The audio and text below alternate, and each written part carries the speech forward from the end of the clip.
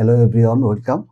In this video, I will show you how to link YouTube, X, TikTok or Instagram with a Google Search Console. This is a new feature that Google added because previously we can only add a website with a Google Search Console. So let's get started. First, you can see the drop down menu. Click on here, then add property. And now I will add YouTube with my Google Search Console. So first I will click on add YouTube, and you can see there is 3 channel that is associated with my account.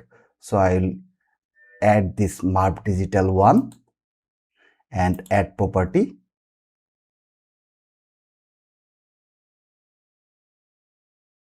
Yeah, successfully it's already added. So go to the property.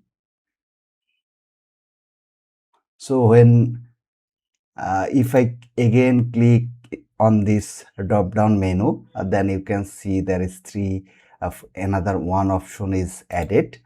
So right now we cannot see any data because the data are processing and gathering, and it could be available within 48 hours. And you can see inside then performance and achievement,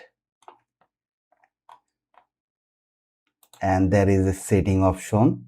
So user permission, from here you can add new users. Hope you have liked the video. Thank you.